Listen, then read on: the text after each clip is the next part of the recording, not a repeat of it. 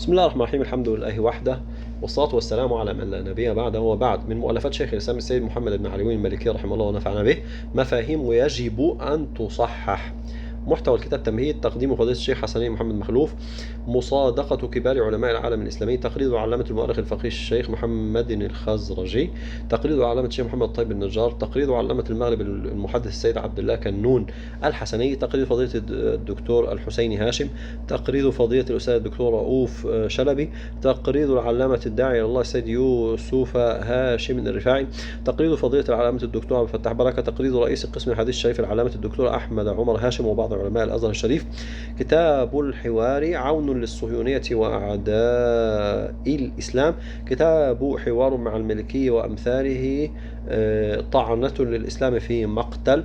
تقرير مفتي السودان سماحة الفقيه علامة الشيخ سيد أحمد العوض. تقرير شيخ الحديث ورئيس الجمعية الأشرفية. تقرير مدير التعليم بجامعة العلوم الإسلامية كراتشي. تقرير رئيس مجلس علماء الباكستان. تقرير الأستاذ الدكتور حسن الفتح قريب الله. تقرير علامة الأديب الكبير الأستاذ أحمد عبد الغفور عطار. تقرير العلامة الشيخ يوسف بن أحمد الصديقي. مختصر تقاليد علماء اليمن. تقرير العلامة المحدث المحقق الفقيه الشيخ محمد الشاذلي النيفر. تقرير العلامة الفقيه الشيخ محمد فارل البناني. تقرير علامة الفقيه الأصولي الشيخ محمد سالم عدود. تقرير الداعية الكبير علامة الشيخ محمد عزيز الرحمن الحقاني الهزاروي. تقرير فضيلة الشيخ أبو زيد إبراهيم سيد. تقرير فضيلة الشيخ محمد عبد الواحد أحمد. تقرير فضيلة الشيخ إبراهيم الدسوقي مرعي. تقرير فضيلة العلامة الشيخ حسين محمود معوض. تقرير المجلس العلمي بمدينة مراكش. تقارير نعتذر عن نشرها. ملاحظة هامة تتعلق بالأحاديث الواردة في الكتاب منهج الكتاب. الباب الأول: مباحث في العقيدة، وفيها بيان فساد مقاييس التكفير والتضليل اليوم. التحذير من المجازفة بالتكفير. موقف الشيخ محمد بن عبد الوهاب. رسالة مهمة أخرى للشيخ في الموضوع: سباب المسلم فسوق وقتاله كفر. مقام الخالق ومقام المخلوق. مقام المخلوق أمور مشتركة بين المقامين لا تنافي التنزيه. المجاز العقلي واستعماله. ضرورة ملاحظة النسبة في مقياس الكفر والإيمان. حقيقة نسبة الأفعال للعباد. اختلاف المعنى باختلاف النسبة اللفظية. التعظيم بين العبادة والأدب. الواسطة الشركية ثوب الزور.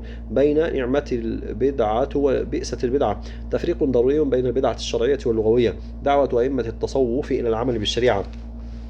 حقيقة الأشاعرة. حقائق تموت بالبحث. مفهوم التوسل. المتفق عليه من التوسل. أدلة ما عليه المسلمون من التوسل. التوسل بالنبي صلى الله عليه وسلم قبل وجوده. شواهد الحديث توسل آدم عليه السلام. تصحيح ابن تيمية لمعنى هذه الخصوصية.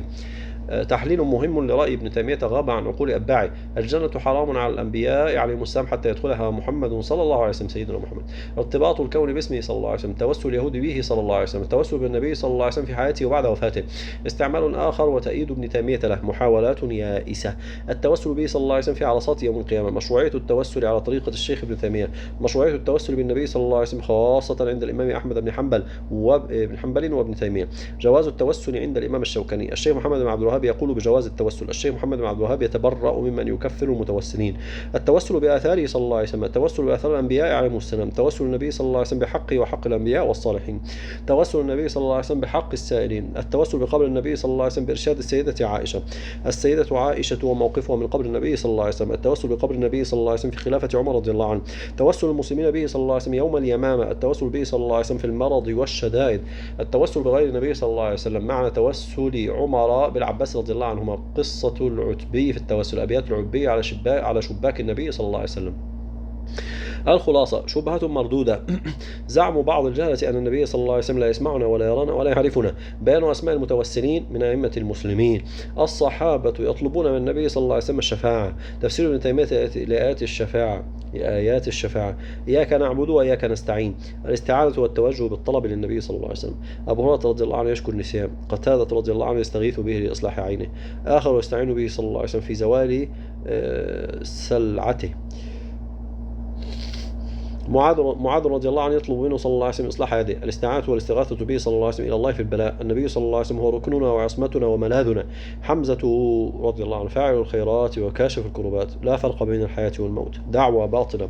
هل طلب ما لا يقدر عليه إلا الله شرك؟ إذا سألت فاسأل الله، وإذا استعنت فاستعن بالله، وإذا سألت فاسأل الله. إنه لا يستغاث به. ألفاظ مستعملة وردت في هذا الباب. موقف الشيخ محمد بن عبد الوهاب من هذه الألفاظ التي زعموا أنها شرك أو ضلال. الخلاصة: الباب الثاني: مباحث نبوية وفيها بيان بيان خصائص النبي صلى الله عليه وسلم وحقيقة النبوة وحقيقة البشرية ومفهوم التبرك بالنبي صلى الله عليه وسلم وآثاره. الخصائص المحمدية وموقف العلماء منها: ابن تيمية والخصائص النبوية، ابن تيمية والكرامات، الشيخ ابن القيم وجلوس النبي صلى الله عليه وسلم على العرش، كشاف القناع وخصائص عجيبة، الجنة تحت أقدام الأمهات فكيف لا تكون تحت أمر النبي صلى الله عليه وسلم، سكوك لدخول الجنة بيده صلى الله عليه وسلم، النبي صلى الله عليه وسلم يعطي الجنة، النبي صلى الله عليه وسلم يبيع الجنة وعثمان يشتريها.